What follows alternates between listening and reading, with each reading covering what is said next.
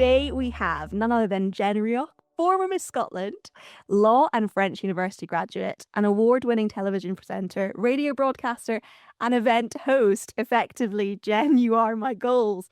I am completely starstruck and so grateful for your time today. Welcome to the Crossroad Podcast.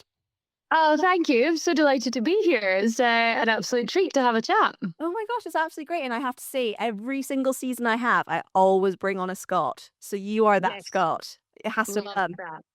Represent. Representing. Now, Jennifer, like we were chatting about this podcast all about the crossroads, and that can be of any crossroads you faced in life. I find it so fascinating, and I always think that you can resonate with anybody, even if you think, but I've not done Miss Scotland. There's always something that you can take away, and I just know that I'm really excited about this conversation. I've been messaging you the whole time saying I can't wait for this. My first question to you is, looking back so far, what was the first major crossroads you remember facing in your life? It's a big question, but we're going with it. I know it is. We're starting big. I like it. Bold. Go straight in there. I think probably for me, a big moment of choice and potential crossroads was choosing what to do at university. Because I had looked into doing courses in media and television, which I was definitely interested in, but I wasn't sure exactly where to go with that. And I also then had sort of different, obviously, like so many people at that time, you get career advice, you get told what people think you should do, and you speak to your parents or family, friends and everything. And I got advice from someone who kind of worked in journalism and said, if you're not sure, maybe get a kind of a degree under your belt that I suppose has got a wee bit of weight in it academically and something that can open different doors for you. So I looked into a law degree, and I ended up choosing to do a law degree at Glasgow University with the French language thrown in just for fun. And it went, I kind of decided not to study necessarily. There's nothing wrong with studying that. It was just the path that I decided was right for me at the time. And whilst I was never maybe fully passionate about everything legal, I do think that the degree itself is useful for what it gives you in terms of being able to apply transferable skills around different industries, particularly something like media, which involves communication and everything. So I think for me, looking back, it was the right path to take, but it was definitely a big decision at the time. How did you find it? Because it does feel so huge. It feels very, very academic. I started off doing law and I couldn't hack it, Jennifer. I found it so hard. I felt like I was so young for it, and I just sort of followed my peers into it, which sounds absolutely mad when you look back at it, because you do obviously have to get the grades to get into something like law, and chucking in French. It's no mean feat. So how did you find it? I quite enjoyed the university style. Like I stayed at home for uni. So I went to Glasgow Uni and I lived in the south side with my mum and dad. And I think some people feel they maybe don't have enough freedom when they stay at home. I actually did. I quite liked that. I had almost a bit of comfort there as well. It wasn't all change. It was a big change, but like I still could go home and just be like, my mum would make my tea. It was great. And at 18, that's quite comforting. But I find peaks and troughs. So I found a lot of it interesting. So there's areas of discussion, and again, a lot of like Scots law obviously is case based, and you've got to apply the law. It's not necessarily just learning facts and that's it. It is interpreting, and to that sense, I quite enjoyed that element of discussion about it. And there's bits I really just didn't really care that much about, and that's quite hard to make yourself study something you have no real interest in. But I felt I'm kind of one of these people that once I've chosen something and I've committed to it, rightly or wrongly, because I think it takes a very brave person to step away from something they don't like, but unless I have a better idea, I'm probably just going to stick with it and see it through. And again, for me, that was probably the right thing to do. So hard. There was so many times I was like, oh my God, what am I doing? I don't care. I really don't care. Yeah. So that's hard to make yourself power through that. But I think to be honest, I hadn't really given myself another option. I hadn't really thought about leaving it. I was just like, I'll get it done, get the degree. Why not? Yeah, smashed it. And actually, if you do think about interviewing, you've interviewed politicians, you're currently doing Crime Watch, that actually it's all kind of comes full circle a little bit, doesn't it? Yeah, definitely. I do think that has helped to have a wee bit of legal training, having a bit of knowledge of the law. Like I did my dissertation in privacy in the press, so that was looking at media law as well.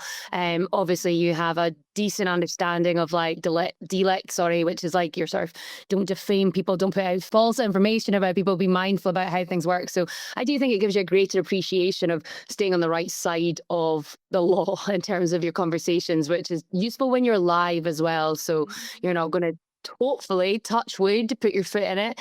So far, so good. There's always time to do that. But yeah, it has been helpful. And I think for me as well, again, whether this is right or wrong, but I do think that it was useful in terms of what I did next. So I came out and did Miss Scotland, which kind of was never really massively in my plans, but the opportunity came up. I chucked my name in the mix and I gave it a go. And I'm really glad I did. And I'd done some modeling over the years. I'm very tall, like 6 feet tall. So I kind of gone global modeling early on, and the Miss Scotland opportunity came up and I thought, you know what, I'm going to give this a go. Why not? And but coming out to do that, I think people have preconceptions of what that world is like. Whereas when you have a law degree, people also have a preconception of what you're going to be like. And I think when you can kind of challenge that and you're not put into one particular box, then that gives you a wee bit of an edge and gives you the power to kind of create your own path a wee bit. Yeah, well, this is why I was so fascinated to talk to you, because you kind of casually throw it in like, oh, I just put my name into the mix. It's like not everyone could do that. Absolutely incredible. And I was so fascinated to blend these two worlds. I would love to unpack Miss Scotland with you, Jen, because like where did the opportunity arise and what crossroads did that title bring you? I would love to understand that. Yeah, so I was coming to the end of my fourth year at university. So I was going to be graduating with my law degree, and I knew I didn't want to do law. I'd been part of the Glasgow University Student TV Society as well, so GUST at Glasgow, and definitely was keen to get into the world of media. If I could. So I was looking at like apprenticeships, and I was applying for different trainee schemes at the BBC and looking at Channel 4 and ITV and all that kind of stuff. And I do think I did end up doing some of them. But at the time, I also saw that the applications for Miss Scotland were open. And as I said, I've done a bit of modelling over the years, started quite young. So again, it had never been my full-time job necessarily, but I'd done quite a wee bit over the years of different fashion shows and photo shoots and stuff like that.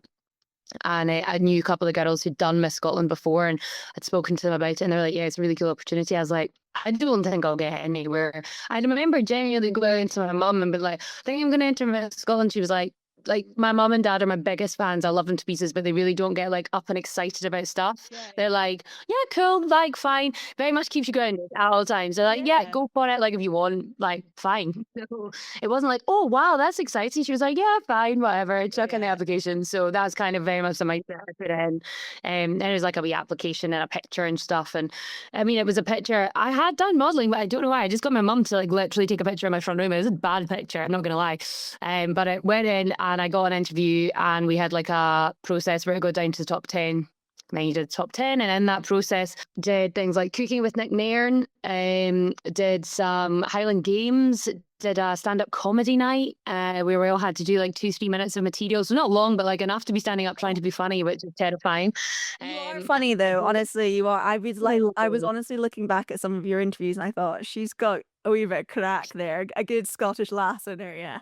Yeah, you got to hopefully have a better personality about you. So that was all part of the process with the Miss Scotland, and it kind of led to the final sort of show, which was in the Royal Concert Hall in Glasgow. It's actually hosted by Anton de Beck and Erin Bogue at the time, so they were both Strictly dancers. Obviously, Anton's now a judge, but yeah, it was all sort of quite incredible. And I think I went into it with not really many expectations, more just for the experience. And it worked out pretty well. I won it, and that was kind of, again, a bit boggling. It was an amazing experience, to be fair. Like getting told you won something like that, I was just like, what? Oh my God. I got a bit of emotion out of my mum and dad that night. They were pretty overwhelmed. But no, I got the amazing support from our friends and family. And yeah, it was quite surreal, to be honest, because again, it's not something I really like. I am not a massively glamorous person. Like genuinely, like day to day, it's not really my vibe. I'm not particularly into fashion or what I'm wearing or how I look. I care about it to an extent, but that's almost been part of my job now for 10 years to kind of be mindful of it. But most of the time, I really don't care. So it was a bit of a, I suppose, a bit of a juxtaposition for me to be in Miss Scotland and trying to be a certain version of myself. But I learned quite quickly that you don't have to be that person. You can dip into being someone who dresses up and feels good about themselves at the same time as being very much yourself the whole time. So like there are plenty of pictures. At the time, it was the Scottish Sun that owned the rights to the Miss Scotland competition, because Miss Scotland is part of the Miss World umbrella. And you become part of that competition. And it's all kind of franchised and different rights and stuff. The Scottish Sun owned that. So like pictures of yourself on front pages of paper when people actually still bought papers, because this was what, 2011. So it was a while ago now. Like the world was a slightly different place. And yeah, it was a pretty cool thing. But there's also pictures in those papers of like me finishing a 10K and I've got a tomato face, no makeup on, and that's just who I am. And I think that was quite an important thing for me as part of that journey, to try and sort of bridge that gap between always looking perfect, but also being real and doing some modeling shoots in a big ball gown and looking fab and feeling amazing. And then also, yeah, looking like a tomato at the end of a 10K. Both real, both me, both part of the fun. What did that year look like for you, Jen? You get the crown. What happened in that year? And obviously then you go on to Miss World, which you did really well in as well. Yeah, so Miss World is a big part of the year. I think I was away like three and a half weeks or so. I was very excited because girls before me had been in China, South Africa. I love to travel. I'm sure most people do love to get out and explore. And I was like, oh, this is so exciting. When am I going to get to go? And I got to go to London. And I was like, you're kidding me. And then we came up to Scotland and we went to Edinburgh Castle. We stayed at Crieff Hydro, which, to be fair, in hindsight, I'm really glad it happened, because it was a great experience and it made me much more relaxed, because I wasn't too hot. I wasn't a sweaty mess in like tropical sunshine. I wasn't getting bitten by mosquitoes. I was wearing my tights and my wee mini kilt, and I was like, I could get a train home at any time, kind of thing. So there was, I suppose, a bit less pressure, which I think helped me just relax into it and try and enjoy it as much as you can. It's a wild experience. It's totally different to anything else I've done, but it was cool, like something totally different. You also work with a charity for the year as well, or of your choosing. And I worked with a charity called Wobbly Williams, and it was set up, a really small charity at the time. It's kind of grown a wee bit now, but it was set up by a man called Bryn Williams, and he got diagnosed with early onset Parkinson's pretty young. I actually think I might even be 39, something like that. It was pretty young when he got diagnosed.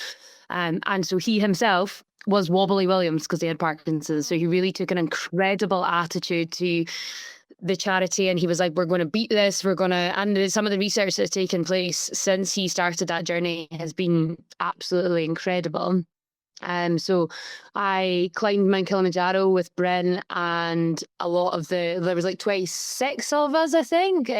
Bryn is an incredibly inspirational guy, and he has a lot of people that if you say, he's like, I'm going to climb a mountain, are you coming? They say yes. So there was a great group of us, a real mix of people up in that mountain. And then Bryn also managed to rope me into the London Marathon as well. He was like, do you want to run it? And I was like, no, I can run a 10K. He's like, you'll be fine. It was genuinely one of the toughest things I've ever done in my life. I am not a marathon runner. It was brutal. So events like that, I did photo shoots for the paper. I did some sort of corporate work for events and different bits and pieces. I was also really keen to work on as much experience as I could for my presenting, and I was keen to continue to build that. So I reached out to sort of some filming companies who did events and golf days and things like that. And I was like, you ever need a presenter? If I ever can come in and do some interviewing, please let me know.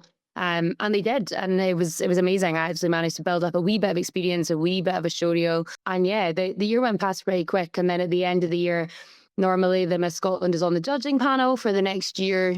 And I was like, I don't really want to do that, but I would love to host the show. So me and Louis Spence, who's a bit of a blast from the past, but he was a larger than life character, the dancer. He's like an absolute ball of energy, put it that way. He's like pirouetting around the stage. It was absolutely a bit of a baptism of fire as one of your first big live presenting events. But I loved it. And yeah, so kind of kept trying to build on it from there, really. And it was a great year for meeting people, particularly in Scotland, and networking and making connections. And networking is, I think, almost a bit of a dirty word. People are like, oh, networking. But I just mean building relationships with people and meeting people that you like, and hopefully having that reciprocal, like, listen, if anything's happening, I'm here, I'm keen, let me know. And that's kind of how it all started and how I managed to build from it. Oh, Jennifer, how cool is that? And like for such a young person to step out of uni, everyone's usually going down the corporate job route, and you have gone into Yeah. such a different path. And I do love the fact that your parents were pretty humble. You know, I think that, and then you go and win it. They must have been like, wow, we've produced a 10. Honestly, I think they were excited when I won, but like as I said, they are my biggest fans, and they're like probably my best pals. Part of my best, like I talk to them all the time. I do love them and always have done. Have that close relationship, but they are very good at not getting carried away in any way, shape, or form. They're like, yeah, that's cool, great, well done, like crack on. And I think that's been a big part of like my attitude to stuff as well, and why I have probably managed to just keep chipping away, like, and try and enjoy it and try and make the most of things, but not get too overwhelmed by it. But I actually do think you said like I suppose it was quite brave to step away from the sort of traditional law career once you've got a degree, but at the same time, like, I almost didn't have time to think about it, and I actually think Miss Scotland was a great gateway for me into that world, because it gave me that year post uni of getting some work, so getting some money, but also having some really cool opportunities, making those connections. And then it meant that I kind of had a wee bit of confidence in myself going like further into the industry. Whereas I think if I'd come out immediately and tried to get some like work as a runner in entry level positions, and maybe if I'd struggled for a few months, which everyone does, and I did post Miss Scotland, I struggled, like everyone in the industry, is real peaks and troughs. But I think if I maybe hadn't had that year under my belt, I might have doubted myself a bit quicker, whereas I felt like I had the sort of confidence to just keep chipping away and seeing how I got on. Yeah, no, that's absolutely incredible. And that's the next question really I have for you. What was it like stepping, you know, out of Miss Scotland, out of Miss World? You came seventh, am I right in saying that? I did, yeah. So there was like instead of the top five, they had a top seven. So I was standing on the stage at the very end, and Mum was like, "Oh my God, she might win this." It's like, no, Miss Venezuela won it. She was wonderful. Oh, Venezuela, you were just pipped I down know, with I know. Venezuela. But yeah, what was it like after? So you finish Venezuela, she's got the trophy. What happened to you? What was your crossroad after that? Do you know what? I feel like actually not any sort of massive crossroad moment really for me. I think it was trying to build on what I'd already done, because I knew I wanted to do some in front of camera stuff, but I also knew I just wanted to get to know the sort of TV industry more. And I think TV was where my real interest and passion initially lay. So as I said, I kept applying for stuff like the BBC. So I was part of the production talent pool there for a while, and I got some work experience at STV as well. So STV Productions let me do 3 weeks there, totally like unpaid work experience, and you go in and you get stuck in and you learn everything you possibly can. And off the back of that, I was working on a production on Robert Burns. They'd found a bit of his skull, and they found technology that could recreate his head or something, honestly bonkers. But we were making a show on that, and it was great because I was doing a bit of research on it as a work experience, and then they were like, actually, I think we probably need somebody working on this, would you stay? And I was like, yes, I'm available. And I think I got paid like 10 pence, but you know what I mean? You're like, yes, I'll do it. Oh my God, 100%. So that was my first like proper job in TV production, I suppose, and then TV.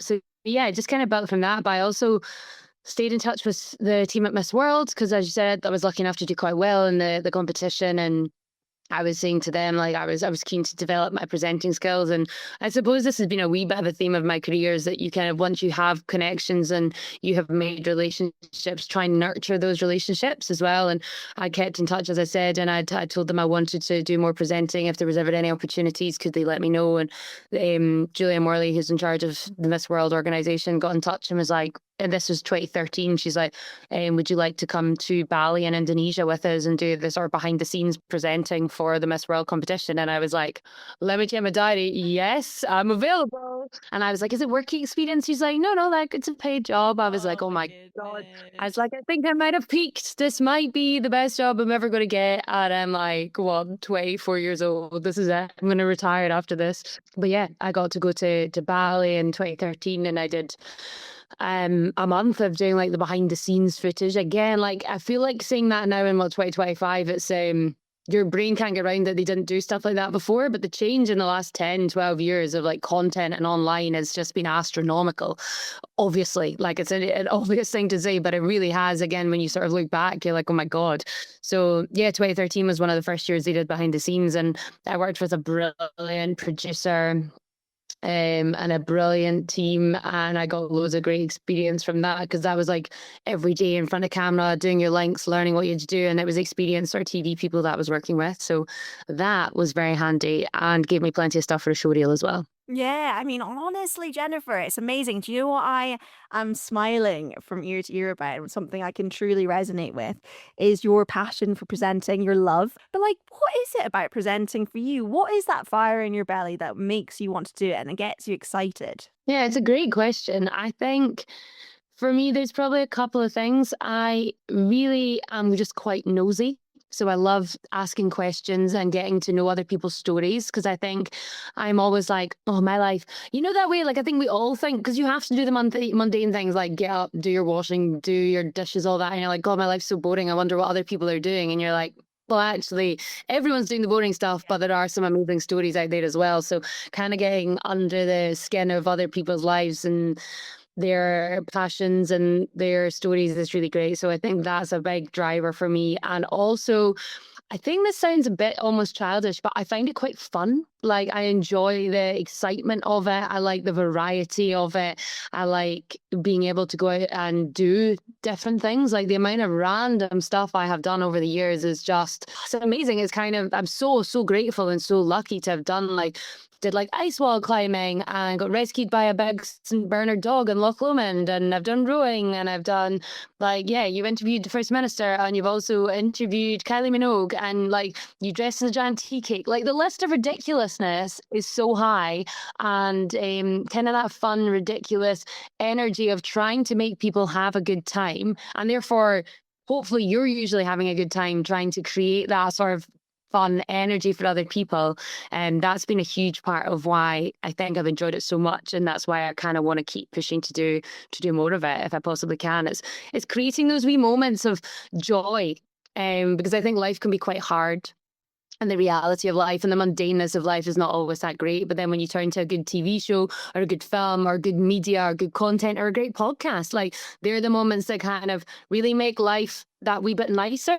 So I think being part of that and having the privilege to be part of that has been a big part of why I've enjoyed it so much. No, totally. And I think if you are interested in people, you're naturally going to be fit for this job, which I can feel from you, like, totally, which is amazing. And I think there's a responsibility which I can see you carry very well, which is you do need to show up professionally. You've also got a responsibility to make whoever you're filming have a great time, as you mentioned.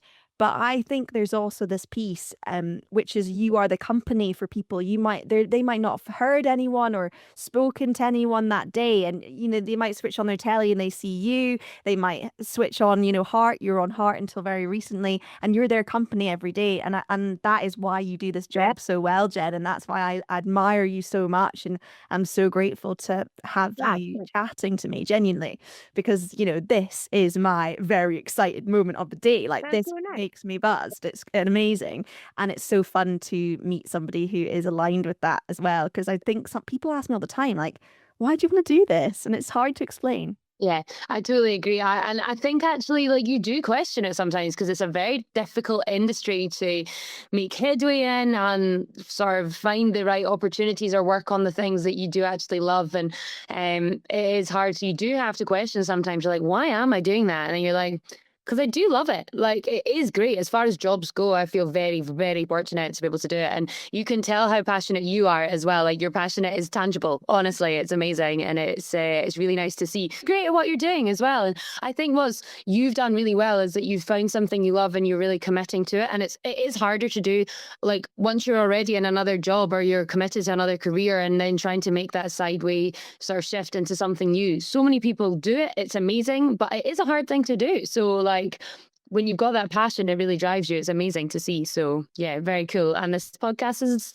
doing so well. So it's a great thing to be part of. And you're doing crafting it beautifully. Oh, thank you, my love. That really means such a lot, honestly. I can't tell you how much it means.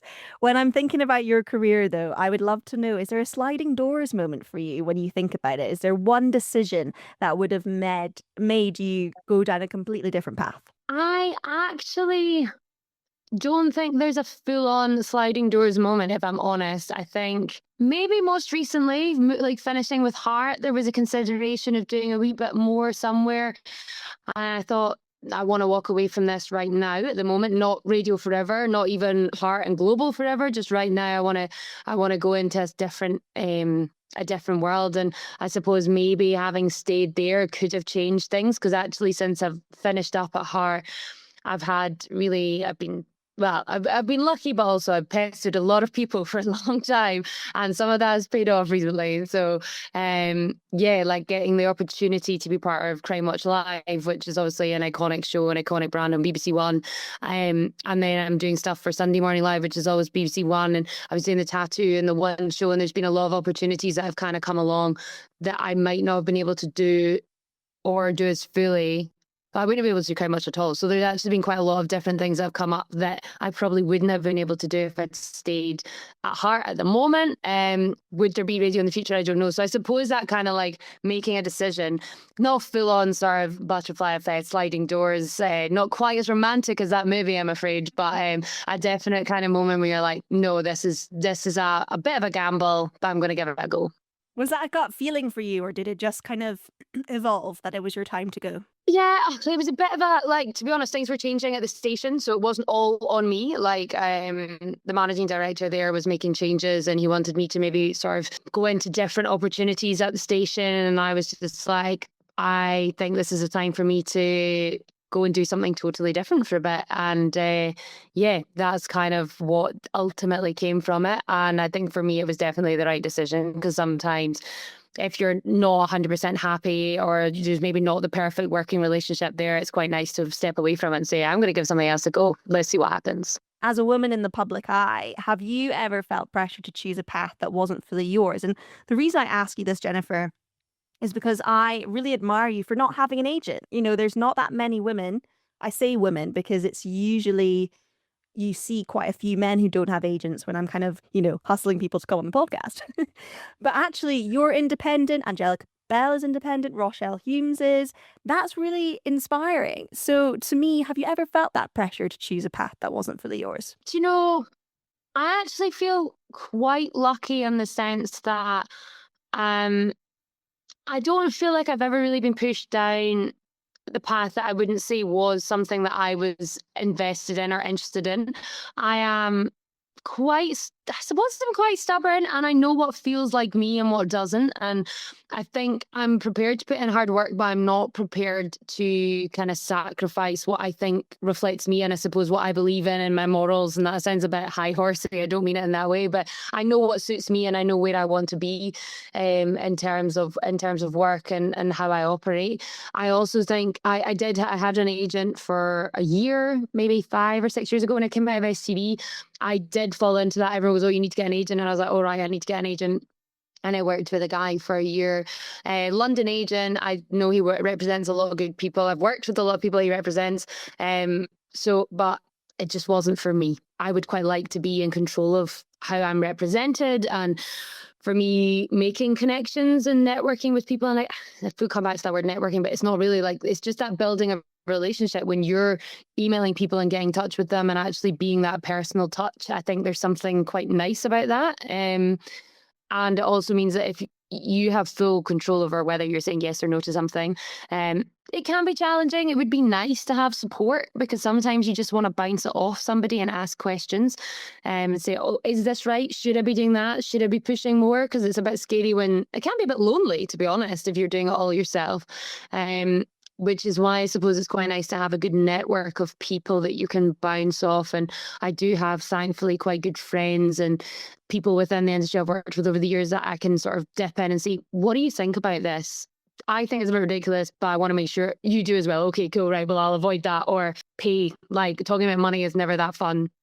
But you're like, well, is that reasonable? Is that fair? Do you think that's a good rate? And you can, again, bounce off people. And I do that with like my mum and dad. I do that with my husband as well. I've got people I trust and they kind of know me. You generally know when it's something you want to do or you don't. Like if you're really uncomfortable, don't do it. Just don't do it. It's not worth it. But there's a difference between being uncomfortable because it's new and scary versus uncomfortable that it's just not even your cup of tea. Like I would have never, for me, like I would never have gone on like Love Island to try and get profile to get work. Like I didn't want to spend a whole summer in my bikini. That's not me. I have no problem with people doing it. Brilliant. A lot of them have like got great careers from it, but it's just not where I want to go. So I would have never chosen that route. But then doing something like Crime Watch Live is probably much more up my street. And it's a bit more like studio based, and there's some really interesting stories and you're kind of meeting some really interesting people along the way. And I think that suits me more. So you just have to know where you're more aligned to and stick with it. Yeah. Trust it.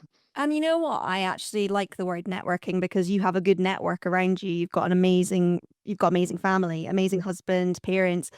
Your husband isn't in the industry, and I do think sometimes that helps. Sometimes it's hard. I do get the lonely piece because you're like, my husband, Rory's in the same industry as your husband, and they're completely different worlds, science versus media, and that's challenging sometimes because I know, like Rory, if I need to post something on social media and I feel I need to anyway, that can be different because he's like, I don't even have social media, and actually, like our socials are our CVs. So I completely get that kind of lonely world sometimes. I sometimes sit in the exact room I'm in with you right now, Jennifer, and I think, oh, I actually just really need somebody to think, is this the right thing to do? Because you can doubt yourself. So I think that network, building great people around you, I think that's really important. And the networking name, it maybe just needs a little rebrand.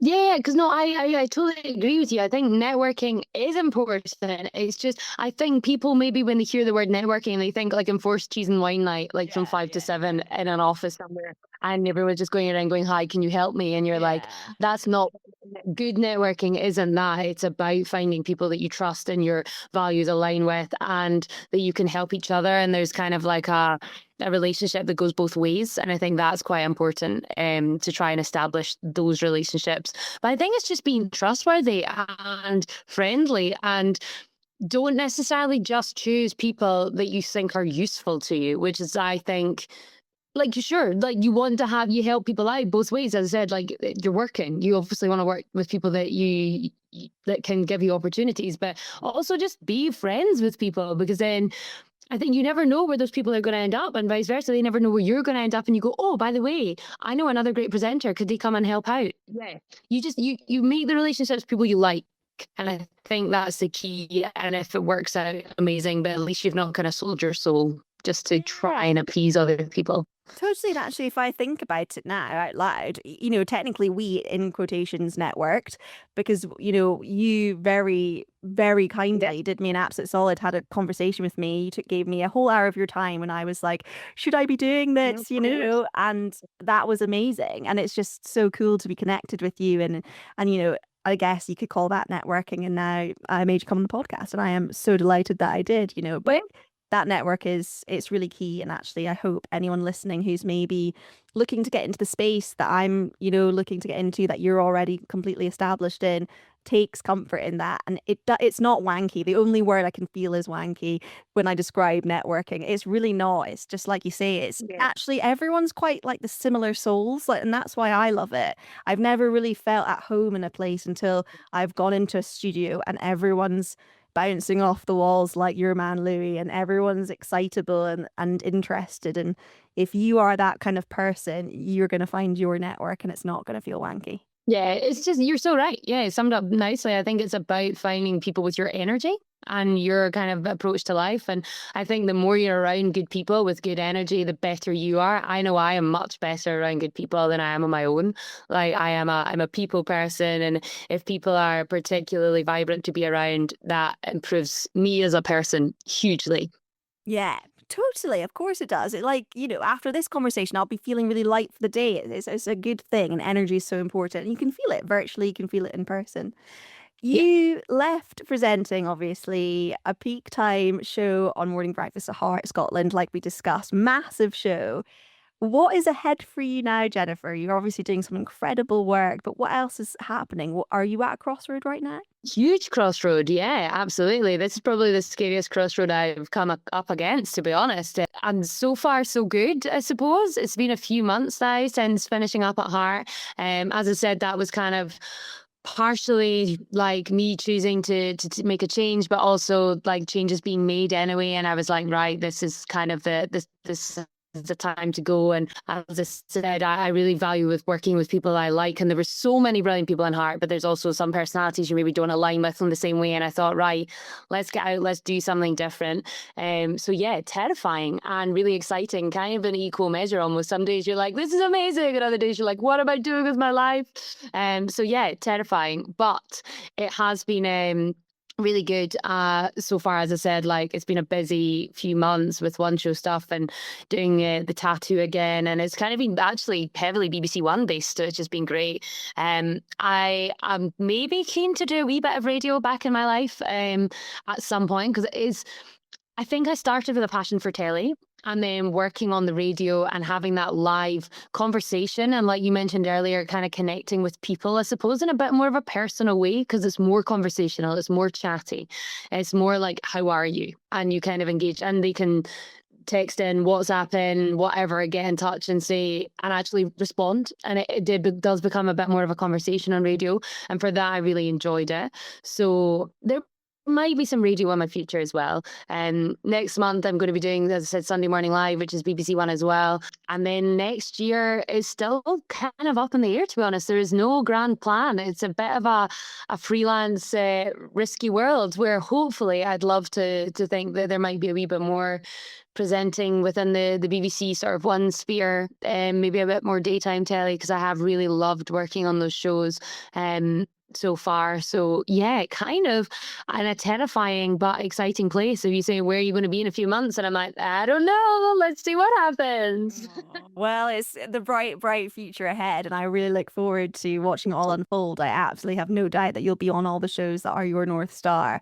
And I know this might make you embarrassed, but I have to say, I went for a coffee with someone very influential at the BBC recently, and they named you. They were talking about you, and so therefore, there's no doubt that you're going to be on the BBC screens next year, Jennifer. There is no doubt about that. I have. That's very kind. I've annoyed a lot of people, Rachel. That's I've sent a lot of emails over my time. You've got to do it. You've got to do it. I You gotta absolutely do am the it. same until they're just like, do you know what? Give that gal a go. I'll see it. Yeah, get on, my God.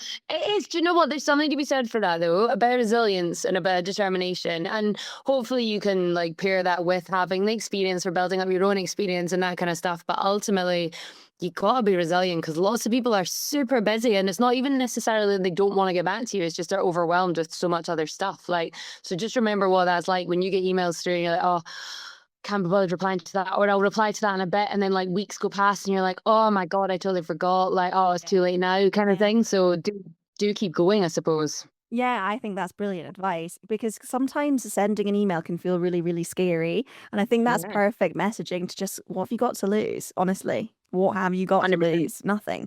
And actually, yeah, you might not get a WhatsApp response and you see that they've read it, or an email response, but it's not usually with malice.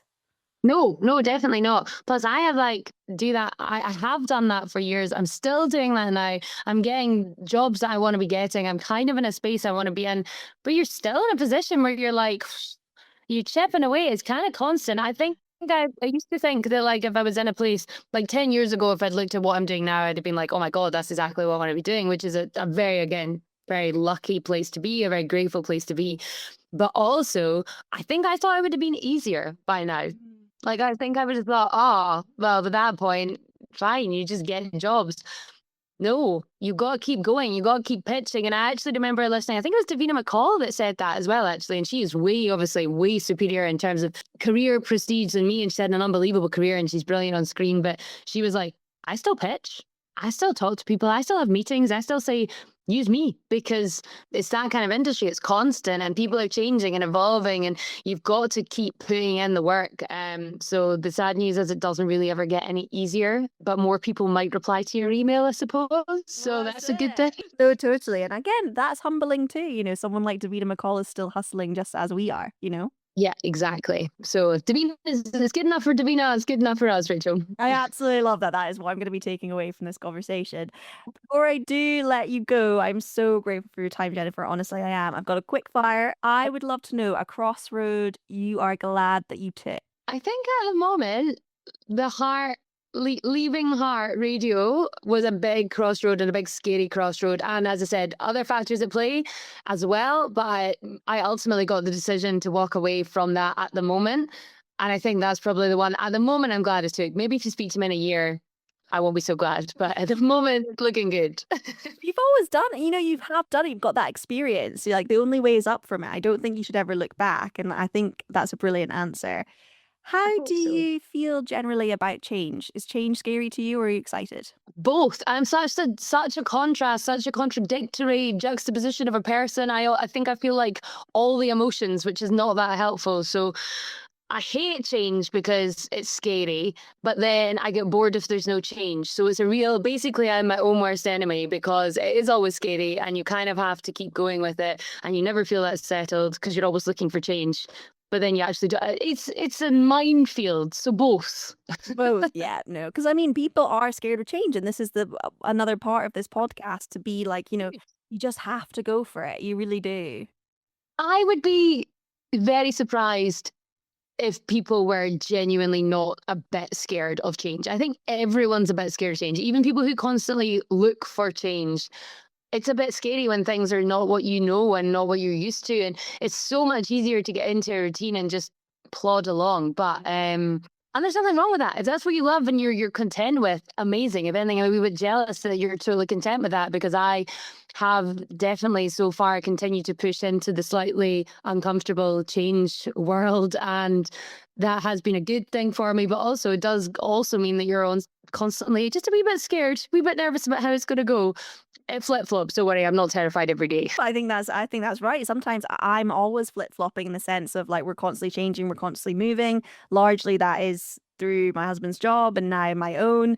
But I do sometimes think, gosh, like, why are we taking this path less trodden when we could easily have a lovely life back home in Edinburgh where we're originally from? You've got all your mates around you, but there's just something of that itchy feet. But I will always say that it makes me scared too. When I was stood here in this house when we moved, and I got a 2-month-old baby and I don't know anyone, that is scary. And I'm crying down the phone to my mum. Like that, there, you have to be honest about it.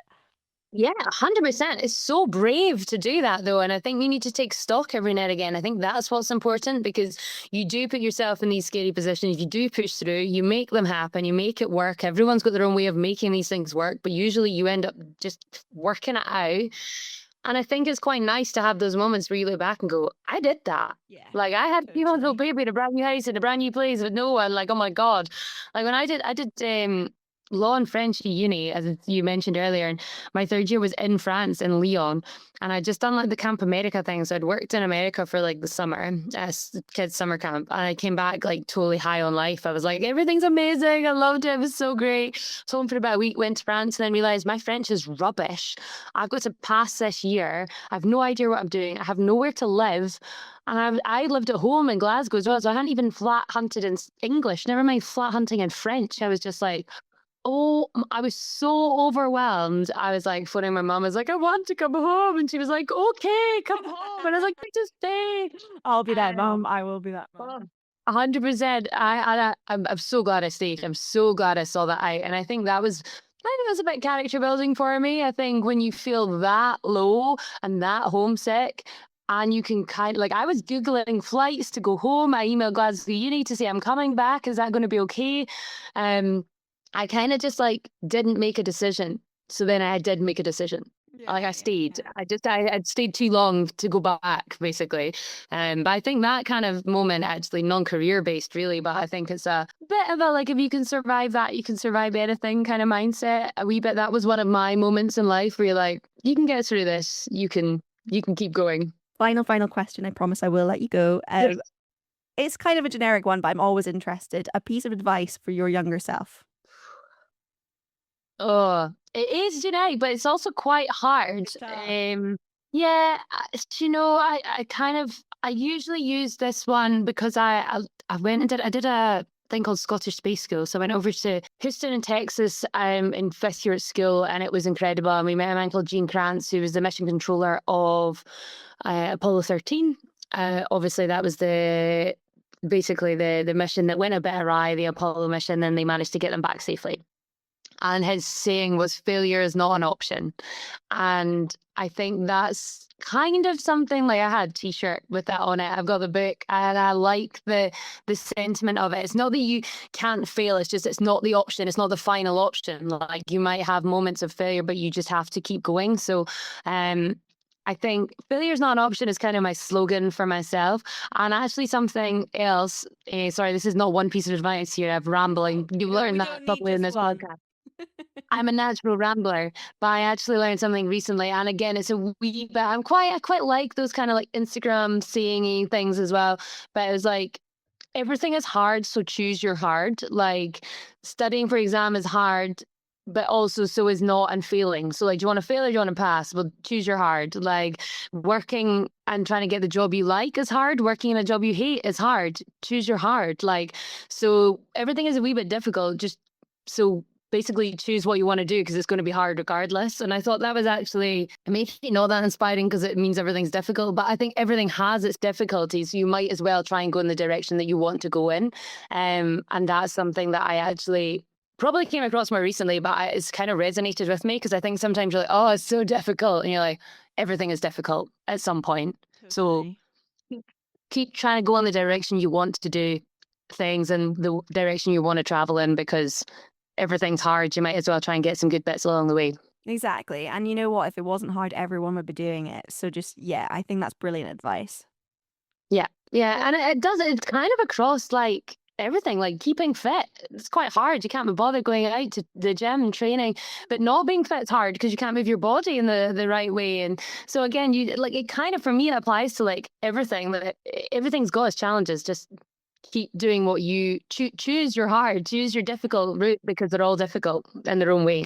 I absolutely love it. And what a note to end on. Jennifer Reoch, thank you so much. You have no idea how much it means to have you on today. Seriously, it's always very daunting when you are, doing these interviews with the pros, and you are one of the pros. So thank you for giving up your time. I know it's so busy. I really, really can't thank you enough. It means so much.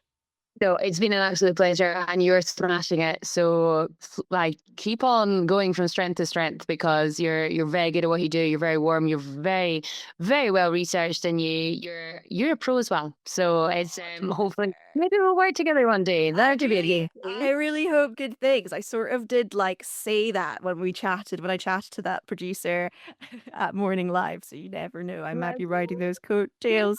We'll put it into the world, Rachel. Listen, I will absolutely be in touch, keep in touch, and I hope you have the most wonderful rest of your day. Thank you so much for coming on the Crossroad. Thanks for having me.